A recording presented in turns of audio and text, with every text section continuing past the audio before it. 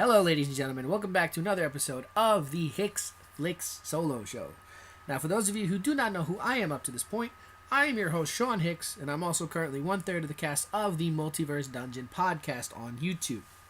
Now, if you haven't seen the Multiverse Dungeon podcast, I run that with two of my closest friends, Mike Charlotte, Sean Barry, and we pretty much talk about anything that hits the media and catches our attention, whether it be movies, music, sports, comics, video games, whatever. Now this week for the solo show, you see I got my blue and white jersey on again, so I'll be talking to you about the New York Football Giants, which I have spoken about in two prior episodes.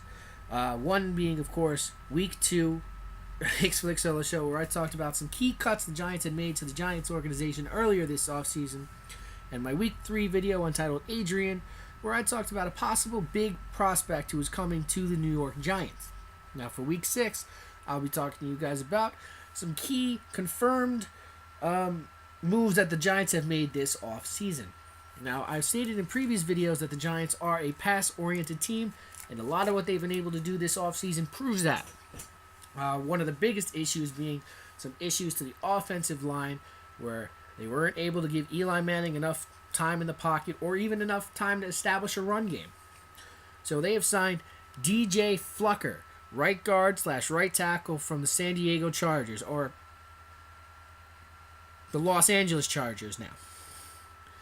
Flucker signed a one-year contract worth about $3 million. 26-year-old lineman is very excited about his contract with Big Blue and believes that he's been put in the best position to succeed with this coming season. Now, he's not the only one excited about his deal with Big Blue, as General Manager Jerry Reese released some very confident statements about the young lineman.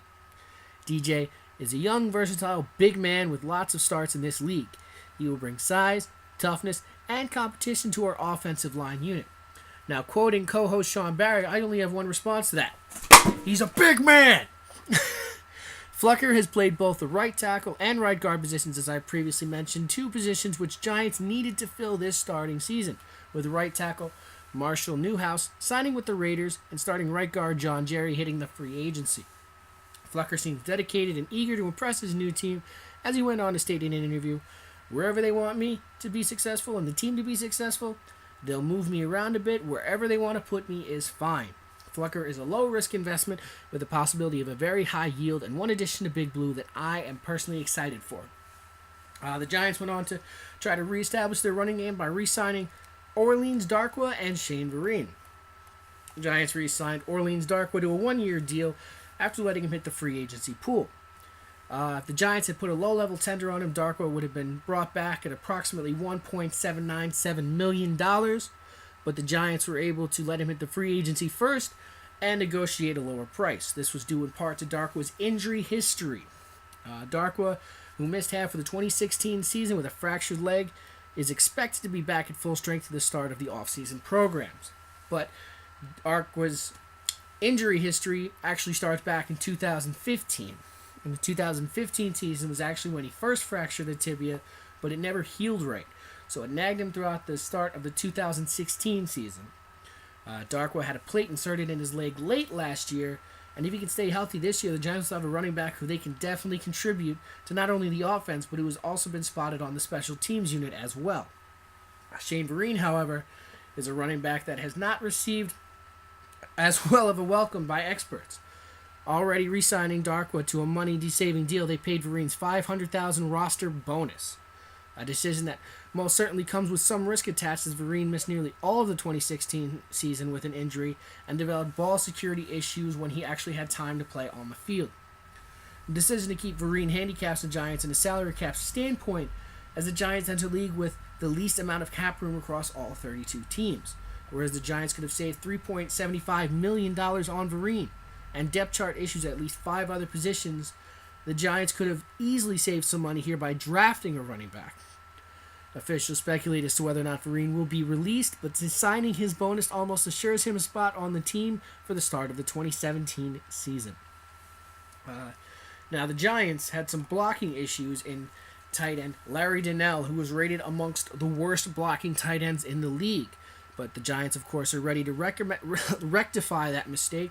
And in comes Rhett Ellison from the Minnesota Vikings.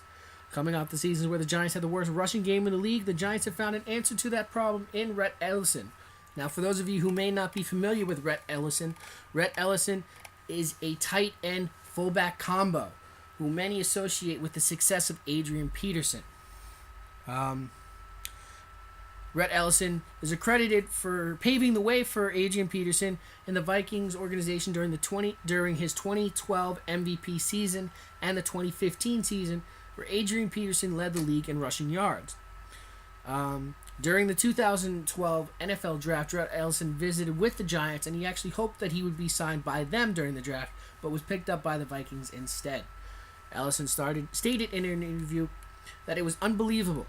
It was cool to see that they were still following and still keeping an eye on me and still wanted me to come here. It was the best case scenario. Ellison, at 6'5" and 250 pounds, is a super blocking tight end fullback combo who can also be a reliable target for Eli Manning in the backfield. Ellison is thrilled to join a team with such a proven quarterback and outstanding receivers.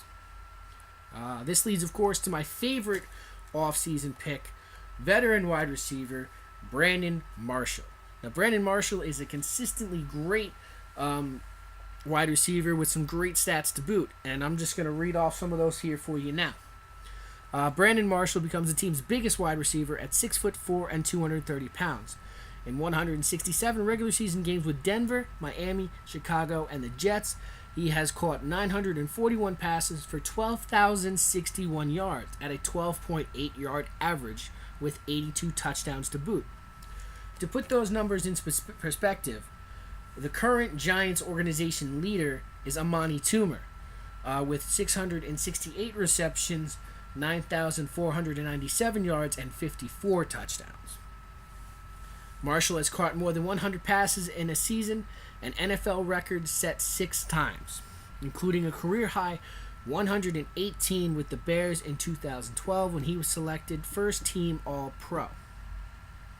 On December 13th, 2009, Marshall set an NFL single-game record with 21 receptions for Denver against Indianapolis. He was also tied for third on the list with 18 catches for the Broncos versus San Diego on September 14th, 2008. One of the players he is tied with is Dallas's tight end Jason Witten, who caught 18 passes versus the Giants on October 28th, 2012.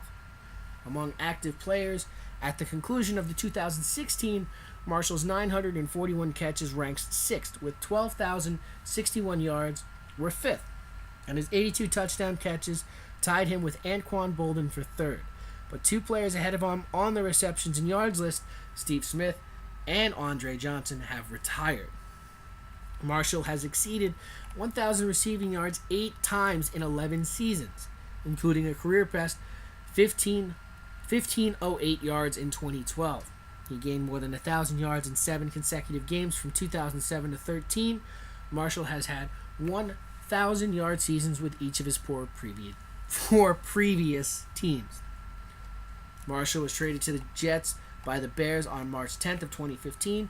In his first season with the team, he was voted by his teammates as the Jets' most valuable player, after scoring a career-high 14 touchdowns while catching 109 passes for 1,502 yards, each the second highest total of his career.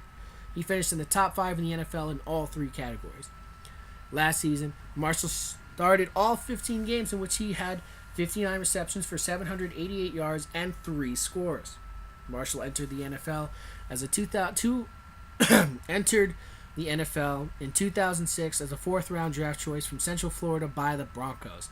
As a rookie, he caught only 20 passes, but in the next 3 seasons, his receptions totals were 102, 104, and 101, as he became one of the only 6 players in history to catch at least 100 passes in 3 consecutive seasons. Marshall has played 167 games with 151 starts, and that is the highest number of games played by an active player who has not appeared in the playoffs. The Giants were 11-5 and a playoff team in 2016, and Marshall is eager to join the postseason this year. With Brandon Marshall comes an outstanding mentor prospect for our young receivers already, Odell Beckham Jr. and Sterling Shepard, where Odell Beckham Jr. usually has all the attention brought on him. Adding a big MVP like Brandon Marshall allows now the defensive backs to split their focus amongst two elite wide receivers in the NFL. Hopefully combined with some offseason picks for the front line, Rhett Ellison and DJ Flucker, the Giants are on course to make an impressive offensive front this season. That's pretty much all the time I have for you guys today. So be sure to check out Multiverse Dungeon podcast at the end of the week, where we'll be talking about some of my other co-hosts' favorite moves in the offseason so far, and some a little bit more confusing. Why would they pick that sort of thing? So, of course, be sure to check out other videos from Mike Charlap at MJC TV and Sean the Barry Bombers Pokemon playthroughs when those get started up again, and we'll hear from you guys soon. Like, comment, subscribe. Tell us what's your favorite team in the NFL, or some of your favorite moves this season.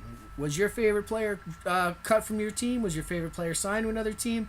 Did your team sign a player that you thought was underwhelming, overwhelming?